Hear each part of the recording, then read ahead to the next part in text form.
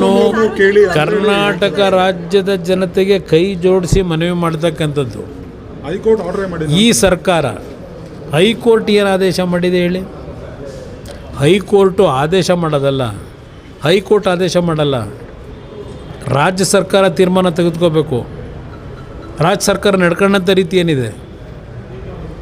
ಮೊದಲನೇ single judge ಏನು ಕೊಟ್ಟಿದ್ದಾರೆ, ಜಡ್ಜ್ಮೆಂಟು ಕೊಟ್ಟ ದಿವಸಲೇ ತೀರ್ಮಾನ ಮಾಡಬೇಕಾಗಿತ್ತು. ನಾಡಿನ ಜನತೆಗೆ ಹೇಳ್ತೇನೆ, ಇವತ್ತು ಇಲ್ಲೀಗಲ್ಲಾಗಿ ಟೋಲ್ ಕಲೆಕ್ಷನ್ ಆಗ್ತಾಯಿದೆ ಅಂತಕ್ಕಂಥದ್ದು ಕೋರ್ಟ್ನಲ್ಲಿ ಕೊಟ್ಟಿರ್ತಕ್ಕಂಥ ಫೈಂಡಿಂಗ್ಸು.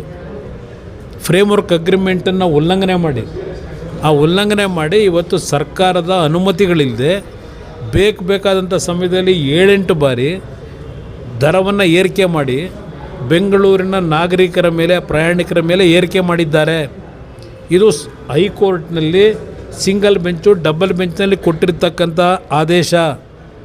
ಈ ಹಿನ್ನೆಲೆಯಲ್ಲಿ ನಾಡಿನ ಜನತೆಗೆ ಸರ್ಕಾರ ಯಾವಾಗ ಈ ಒಂದು ತೀರ್ಪು ಬಂದ ನಂತರವೂ ಜಾಣ ಮೌನಕ್ಕೆ ಒಳಗಾಗಿದ್ದಾರೆ, ಯಾತಕ್ಕೆ ಮೌನದಲ್ಲಿದ್ದಾರೆ? 1 ತಿಂಗಳಾಯ್ತಾ ಬಂತು, ಯಾತಕ್ಕೆ ತೀರ್ಮಾನ ಮಾಡಲಿಲ್ಲ? ಅವ್ರಿಗೂ ಇವ್ರಿಗೂ ಸಂಬಂಧ ಏನು? ನೈಸ್ ಕಂಪ್ನಿಗೂ ಸರ್ಕಾರಕ್ಕೂ ಇರೋ ಸಂಬಂಧ ಏನು? ಈ ರಾಜ್ಯದಲ್ಲಿ ಮುಖ್ಯಮಂತ್ರಿಯಾಗಿ ಕೆಲಸ ನಿರ್ವಹಣೆ ಯಾರು ಮಾಡ್ತಾ ಇದ್ದಾರೆ? ಸರ್ಕಾರ ಯಾರು ನಡೆಸ್ತಾ ಇದ್ದಾರೆ? ಅಲ್ಲಿಗೆ ನೈಸ್ ಕಂಪ್ನಿಯ ಮಾಲೀಕ ನಡೆಸ್ತಾ ಇದ್ದಾನೋ ಸರ್ಕಾರನ? ಇವತ್ತು ಶಿವಕುಮಾರ್ ಮುಖ್ಯಮಂತ್ರಿಯಾಗಿ ಕೆಲಸ ಮಾಡ್ತಾ ಇದ್ದಾರೋ? ಇದನ್ನು ನಾನು ಕೇಳಲಿಕ್ಕೆ ಬಯಸ್ತೀನಿ. ಅದರಿಂದ ನಾನು ನಾಡಿನ ಜನತೆಗೆ ಹೇಳ್ತಾ ಇರೋದು, ಕೋರ್ಟ್ ಕೊಟ್ಟಿರ್ತಕ್ಕಂಥ ತೀರ್ಮಾನ ಇದು ಫ್ರೇಮ್ವರ್ಕ್ ಅಗ್ರಿಮೆಂಟನ್ನು ಉಲ್ಲಂಘನೆ ಮಾಡಿ ಹಣ ಸಂಗ್ರಹ ಮಾಡಿ ಕೋಟ್ಯಾಂತರ ರೂಪಾಯಿ ಮಾಡಿದ್ದಾರೆ. 2,000 ಕೋಟಿ ಹತ್ತತ್ರ ಹಣ ಸಂಗ್ರಹ ಆಗಿದೆ. ಇದು ಆ ರಸ್ತೆಯಲ್ಲಿ ಓಡಾಡ್ತಕ್ಕಂಥ ಜನರ ಕಿಸೆಯಲ್ಲಿ ದರೋಡೆ ಮಾಡ್ತಿರ್ತಕ್ಕಂಥದ್ದು ಇದು ನೈಸ್ ಕಂಪ್ನಿ.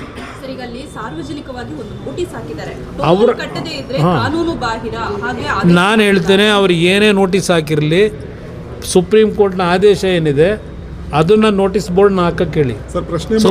ಸುಪ್ರೀಂ ಈಗ ನಾನು ನಾಡಿನ ಜನತೆಗೆ ಹೇಳ್ತಕ್ಕಂಥದ್ದು, ಸುಪ್ರೀಂ ಕೋರ್ಟ್ ಆದೇಶ ಏನಿದೆ ಆ ಆದೇಶ ತೆರವುಗೊಳಿಸ್ತೇ ಇರೋವರೆಗೆ ನೀವು ಕಟ್ಟಲೇಬೇಡಿ. ಇವತ್ತು ಸರ್ಕಾರ ಜವಾಬ್ದಾರಿ ಇದೆ.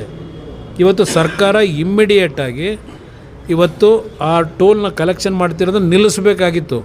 2016 ಇದೇ ಸದನ ಸಮಿತಿಯ ಅಧ್ಯಕ್ಷರಾಗಿ ಜಯಚಂದ್ರ ಅವರು ಕೊಟ್ಟಿರ್ತಕ್ಕಂಥ ವರದಿ 2016, 10 ವರ್ಷ ಆಯಿತು. ಈ ಸರ್ಕಾರಗಳು ಇವತ್ತು ಸಹ ಆ ವರದಿಯನ್ನು ಅನುಷ್ಠಾನಕ್ಕೆ ತರಲಿಲ್ಲ. ಅವತ್ತು ಹೇಳಿದ್ದಾರೆ ತಕ್ಷಣ ನಿಲ್ಲಿಸಬೇಕು ಅಂತ ಹೇಳಿ. ಸದನ ಸಮಿತಿ ಜಯಚಂದ್ರ ಅವರ ಅಧ್ಯಕ್ಷರಲ್ಲಿ ಕೊಟ್ಟಿರ್ತಕ್ಕಂಥ ವರದಿ. ಯಾತಕ್ಕೆ ನೀವು ಟೋಲ್ ಕಲೆಕ್ಷನಿಗೆ ಪರ್ಮಿಷನ್ ಇನ್ನೂ ಕೊಟ್ಟಿದ್ದೀರಿ? ಯಾವ ಆಧಾರದ ಮೇಲೆ ಕೊಟ್ಟಿದ್ದೀರಿ? ಅದು ಅಕ್ರಮವಾಗಿ ಅವನು ದುಡ್ಡು ಕಲೆಕ್ಟ್ ಮಾಡ್ತಾ ಇದ್ದಾನೋ ಆ ಕಂಪ್ನಿಯವನು, ಇಲ್ಲ ಇವತ್ತು ಲೀಗಲಾಗಿ ಮಾಡ್ತಾ ಇದ್ದಾನೋ, ಸಕ್ರಮವಾಗಿ ಮಾಡ್ತಾ ಇದ್ದಾನೋ? ಅದಕ್ಕೆ ನಾಡಿನ ಜನತೆಗೆ ಯಾರೂ ಹೆದರಬೇಕಾಗಿಲ್ಲ.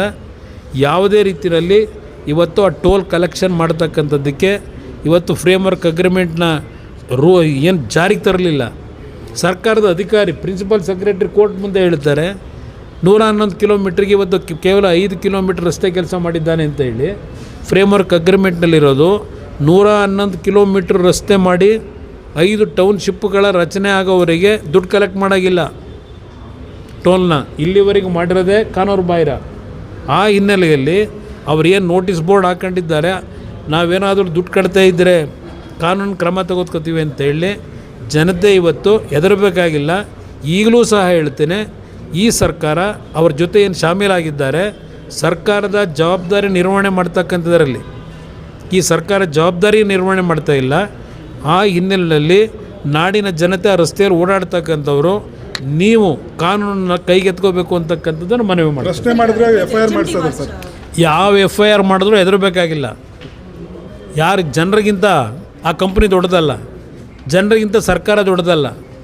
ಇವತ್ತು ಪೊಲೀಸ್ ಇಲಾಖೆ ಇರೋದು ಕಾನೂನು ಬಾಹಿರ ಚಟುವಟಿಕೆ ನಡೆಸ್ತಕ್ಕಂಥದ್ದು ನಿಲ್ಲಿಸಬೇಕು.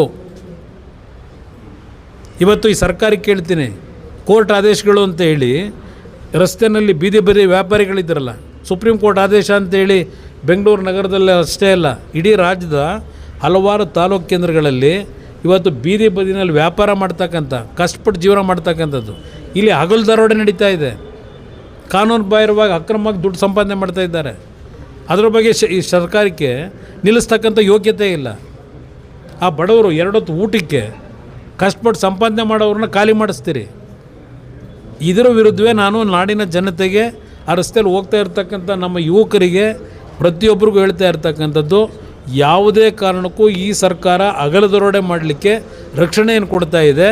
ಇದರ ವಿರುದ್ಧ ಧ್ವನಿ ಎತ್ತಬೇಕು ಅಂತಕ್ಕಂಥದ್ದನ್ನು ನಾಡಿನ ಜನತೆಗೆ ಹೇಳ್ತಾ ಇದ್ದೇನೆ. ತಾವೊಂದು ಪತ್ರನೂ ಬರೆದಿದ್ರಿ ಸರ್? ಅಲ್ಲ, ಪತ್ರ ಬರೆದಿದ್ರಿ, ಅದಕ್ಕೇನಾದರೂ ಉತ್ತರ ಪತ್ರ ಬರೆದಿದ್ದಕ್ಕೆ ಇವತ್ತಿನವರೆಗೂ ಈ ಸರ್ಕಾರದಿಂದ ಉತ್ತರ ಇಲ್ಲ.